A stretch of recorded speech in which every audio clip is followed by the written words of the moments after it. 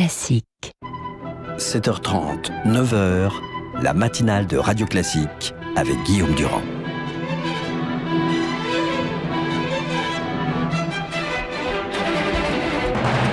L'invité politique sur Radio Classique et LCI. Je suis ravi de vous retrouver, drame et campagne électorale en même temps. Jean-Christophe Cambadélis, tout le monde sait que vous êtes donc le patron du Parti Socialiste.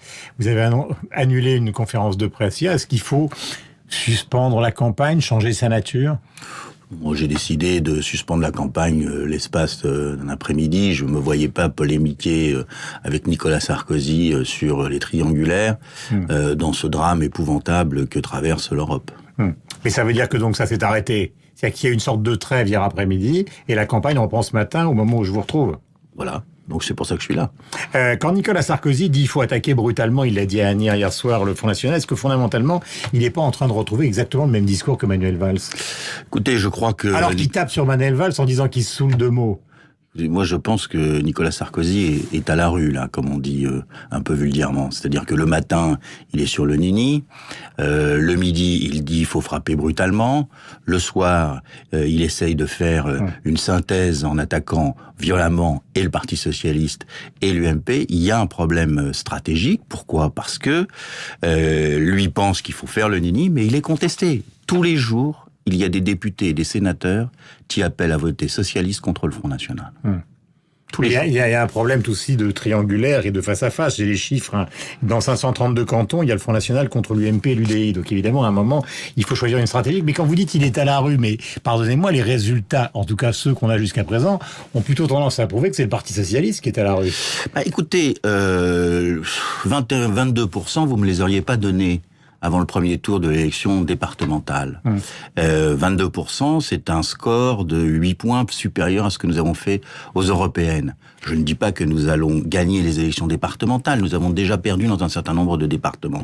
Mais il y a une contradiction, un effet d'optique, entre le résultat national et le résultat départemental, qui est dû tout à la fois à des sanctions au niveau départemental et puis au tripartisme qu'il faut intégrer dans notre analyse. Enfin, vous perdez le Nord et vous savez qu'il y a un certain nombre d'endroits qui sont quand même stratégiques. Je vais mettre mes lunettes pour les répéter parce que je ne veux pas me tromper. Le Nord, donc c'est chez Martine Aubry, c'est quand même un problème. C'est un des leaders ou une des leaders du Parti Socialiste. La Seine-Maritime en danger, c'est chez Fabius. L'Essonne, c'est chez Valls. Hollande est en danger, pas lui, mais enfin la Corrèze pour les socialistes. Sapin, l'Indre, etc. Si dimanche vous perdez tous ces départements, ça va quand même poser un problème d'explication. Donc dimanche, on en reparlera. Je ne suis pas persuadé que ce que l'on voit ou que l'on perçoit dans le premier tour sera au rendez-vous du second. Mais c'est pourquoi ? ça, château fort de la gauche. Est-ce que vous croyez ce matin que vous allez les perdre ou pas ? Mais bien sûr, mais ils sont totalement explicables. Vous pourriez rajouter l'Isère, par exemple, parce que dans le Nord, il y a eu la division. S'il n'y avait pas eu la division, on serait en tête dans tous les cantons. On sera en tête. Bon. Donc il y a eu la division, ce n'est pas une sanction de Martine Aubry, parce que ça serait assez paradoxal de le penser. Enfin, la politique, c'est des symboles, hein.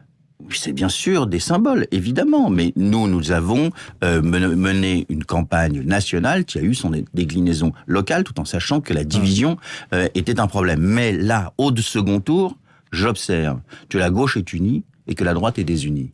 Désunie entre l'UDI et l'UMP sur les consignes à donner vis-à-vis du Front National, et désunie à l'intérieur de l'UMP sur les mêmes consignes vis-à-vis du Front National. S'ils sont désunis National. comme vous, le Front de gauche, à l'intérieur des Verts, un désaccord absolu sur la participation au gouvernement. Écoutez, même Cécile Duflot, hier soir, tout le monde est sur la même longueur d'onde, à savoir qu'il faut monter des digues contre la droite pour défendre la solidarité et l'extrême droite pour défendre la République. Et je serai demain dans le Val-de-Marne avec le patron du Parti communiste pour défendre et des communistes et des socialistes qui sont aux élections départementales. Comment vous pouvez expliquer aux Français ce matin que François Hollande ait pu dire avant ces élections qui quand même ne sont pas à l'avantage du Parti socialiste, on ne change pas de Premier ministre, on ne change pas de politique. Vous ne pensez pas que c'est aussi responsable quand même du score qui est le vôtre aujourd'hui ?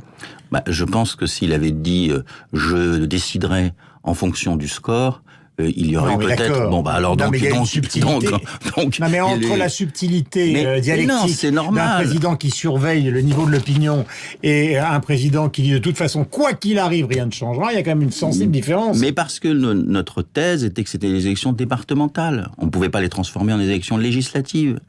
Ne se jouait pas le sort du gouvernement, même si il faudra prendre en compte ce qui sera dit, évidemment. Mais ce n'est pas le sort du gouvernement qui était en jeu, c'est le sort des majorités.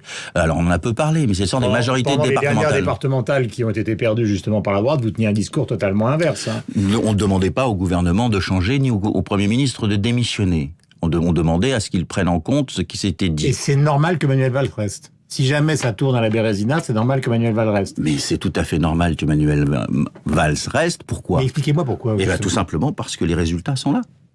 Parce que vous pouvez avoir des résultats électoraux qui sont négatifs et des résultats économiques et sociaux qui sont positifs.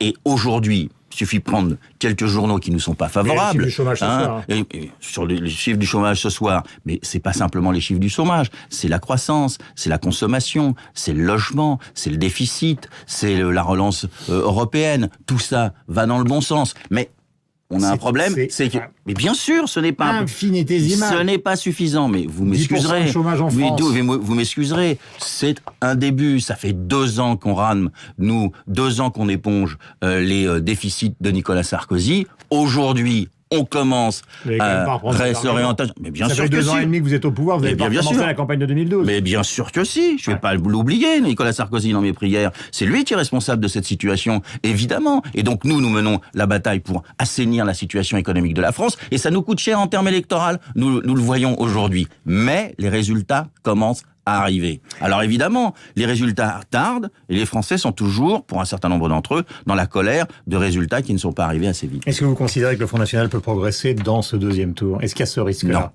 Non. Vous verrez au soir du 2e tour que le nombre de conseillers départementaux du Front National sera en dessous de 100.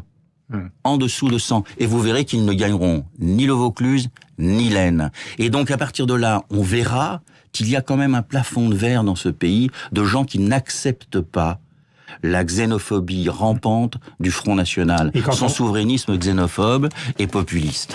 Et quand on entend donc à droite ces arguments qui sont quand même frappés du bon sens, ça veut dire que je les reprends à mon compte, mais en tout cas tous les Français les entendent. C'est vrai, on est en train d'organiser des élections sans savoir exactement, puisque la loi n'est pas terminée, ce que seront les pouvoirs des départements, etc. Donc on vote à l'aveugle, quoi. Ça n'a pas empêché une participation supérieure aux élections départementales où on savait très bien ce qui se passait. Si la droite avait organisé des élections à l'aveugle, vous leur seriez tombé dessus. Mais c'était pas à l'aveugle que ça a été voté.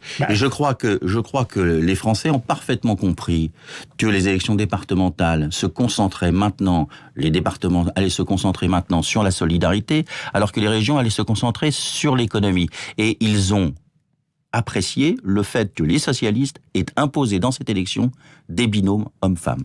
Est-ce que vous considérez, parce que ça c'est un autre aspect des choses, je reviens à l'affaire évidemment qui nous préoccupe ce matin, qui est celle du drame de cet avion.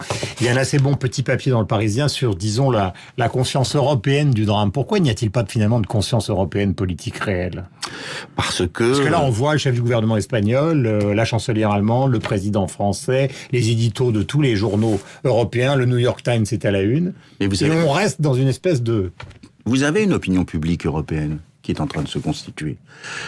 Si on prend la situation telle qu'elle est aujourd'hui, vous avez un national-populisme européen. Marine Le Pen n'est pas seule en Europe. Partout, il y a des partis qui lui correspondent. Vous avez une social-démocratie européenne qui a des débats, mais qui défend à peu près les mêmes thèses. Et vous avez des conservateurs européens. Ceci fait, disons, un espace public européen qui est en train de se constituer. Aujourd'hui, les Allemands nous regardent avec effarement quand ils voient la montée du Front National. Ils sont très inquiets de cette situation. En Allemagne, en France, en Angleterre, en Suède, on discute des résultats. En Espagne, où je peux même dire que dans toute l'Europe, tout le monde a regardé les résultats en Andalousie pour savoir si Podemos allait passer devant le PSOE, c'est-à-dire le Parti socialiste espagnol, ce qui n'est pas le cas. Vous voyez que on est au début d'une intégration politique européenne. Mais dont la conscience est faible chez les gens. Petit à petit, elle est de plus en plus grande. c'est dû à la fois au fait que l'Europe politique marche tout doucement, mais marche de plus en plus, puis peut-être parce que les Français prennent l'habitude des matchs européens de football. Jean-Christophe Cambadélis, donc merci d'être venu ce matin sur l'antenne de Radio Classique et sur celle de LCI, où nous allons retrouver toute l'équipe autour d'Hélène, et évidemment sur Radio Classique tout à l'heure, ce sera Sophie Paolini. Bonne journée à vous. Bonne journée.